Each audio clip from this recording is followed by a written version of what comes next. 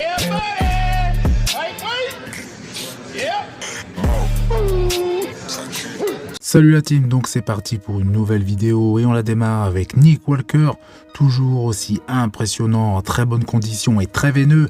D'ailleurs, photo qui a été prise juste après une séance de sauna, et pour ceux qui ont déjà testé un sauna en pleine préparation, c'est assez efficace pour prendre des photos impressionnantes. Donc certes, Nick n'est pas le plus beau des athlètes en termes de ligne et d'esthétisme, mais c'est l'un des plus gros bodybuilders sur scène. On enchaîne avec Tonio Burton qui partage une nouvelle fois un posing en pleine lumière qui n'est pas la plus avantageuse, mais ça donne un réel aperçu de sa condition à quelques jours du show. Tel que je vois Tonio, je ne me fais aucun souci pour Nick, même si Tonio affiche une condition extrêmement poussée avec un aspect de dureté, sans oublier sa très belle ligne. Mais Tonio manque encore cruellement de masse musculaire de façon générale, mais plus particulièrement sur sa poitrine et ses adducteurs pour espérer inquiéter Nick ou même Rafael Brandao. Donc Tonio va devoir encore concourir pour espérer remporter un pro show comme le D3 Pro et se qualifier de nouveau pour Monsieur Olympia 2024. Sur ces différentes poses imposées, Tonio affiche un physique assez complet, proportionné avec une superbe condition, et j'ai hâte de découvrir la liste officielle des participants, même si on connaît déjà les noms des principaux compétiteurs, mais on peut toujours avoir quelques surprises de dernière minute.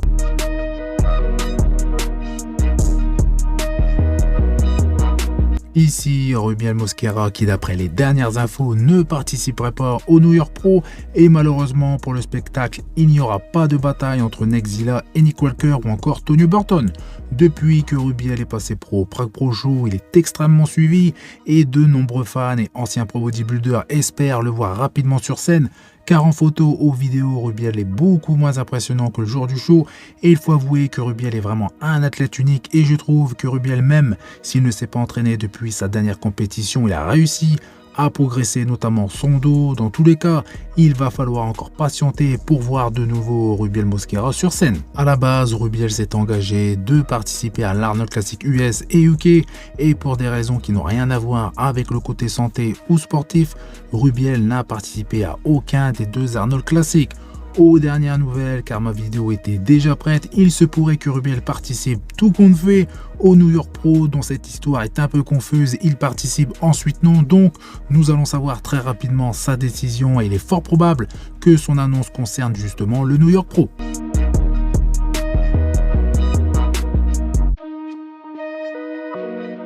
Ici, Beef Stew, à 7 semaines de sa première compétition de l'année, qui aura à cœur de prendre sa revanche face à Tonio Burton, et après environ un an, Beef Stew va faire son retour sur scène avec un physique plus complet que la saison dernière. Il compte bien remporter un pro show cette année pour se présenter sur la scène de Monsieur Olympia 2024. Good Vito qui partage une nouvelle photo avec une de ses meilleures poses, et j'ai hâte de voir ce que va donner le physique de Good Vito face à Tonio Burton, Rafael Brandao ou encore Carlos Thomas Jr. à cet Arnold Classic US, même si j'avoue que Rafael Brandao est un niveau supérieur à tous ces athlètes. Good Vito est un athlète remarquable, très volumineux, et il est très attendu par le monde du body car il va faire ses débuts pro.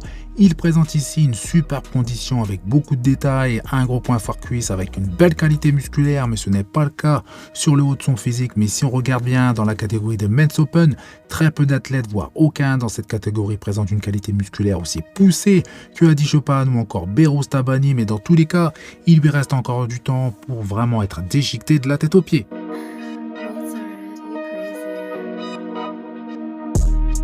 Ici, James Hollingshead qui avait annoncé, comme Urs Kalsinski, vouloir participer aux différents Arnold Classic de cette année, donc je ne serais pas surpris si d'ici peu James allait justement annoncer participer à l'Arnold Classic Brésil, d'autant plus qu'il est toujours dans une super forme, déchiqueté de la tête aux pieds, mais personnellement je pense que ce n'est pas une compétition qu'il va pouvoir remporter justement vu les athlètes présents, et je suis persuadé que James va présenter, s'il y participe, une condition beaucoup plus poussée car son physique n'était pas au point à l'Arnold Classic US et UK. Ici, le monstrueux Hunter Labrada qui dans sa dernière vidéo montre son physique actuel, et je dois dire que je suis vraiment impressionné par le physique qu'il présente dans cette vidéo. Il est vraiment énorme et je ne l'ai jamais vu aussi volumineux, même si sa condition n'est pas celle d'une préparation en cours. Il est relativement très propre, et affiche une bonne vascularisation et des séparations assez visibles en affichant son physique le plus monstrueux depuis ses débuts pro. Donc si Hunter arrive à afficher une condition aussi poussée que pendant la saison 2023 avec un gain de masse musculaire, il pourrait devenir un concurrent très sérieux dans cette catégorie des Men's Open, surtout qu'il n'a toujours pas débuté de préparation pour une éventuelle compétition, ce qui veut dire qu'il pourrait potentiellement encore progresser et afficher un physique encore plus complet que la saison dernière.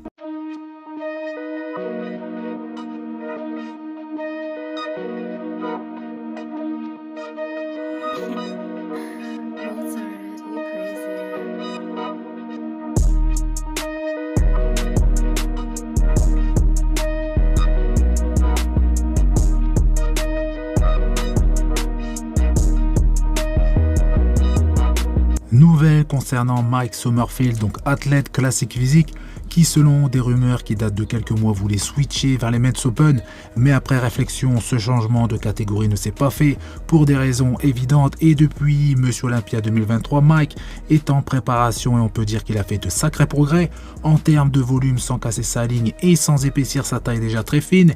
Et aux dernières nouvelles, Mike ne participerait à aucune compétition cette année pour se concentrer à 100% pour Monsieur Olympia 2024, vu que Mike est déjà qualifié et son objectif principal est de réintégrer le top 6.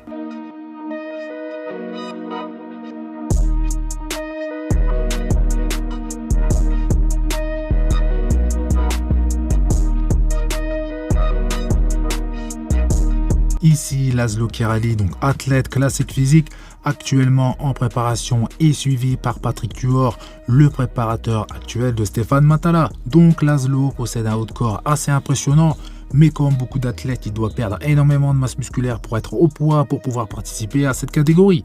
À Monsieur Olympia 2023, il a terminé à la 15e place et pour une première, c'est un très bon classement vu le niveau de cette catégorie. Il possède un haut de corps très volumineux et phénoménal, mais le bas de son physique a du retard, ce qui a été la première des critiques émises par les juges. Donc, s'il espère intégrer le top 10 à Monsieur Olympia 2024, il va devoir afficher un physique proportionné pour réaliser son objectif.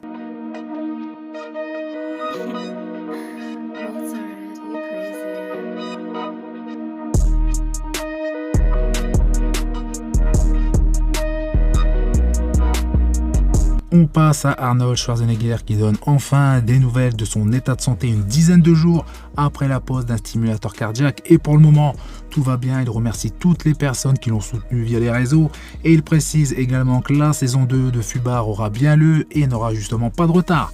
Dans tous les cas, Arnold se sent en pleine forme, pas mal de projets l'attendent et j'espère que tout se passera bien le concernant. Et pour info, Arnold est âgé de 76 ans. Well, if that's the case, then let me see that twisting back double bicep pose.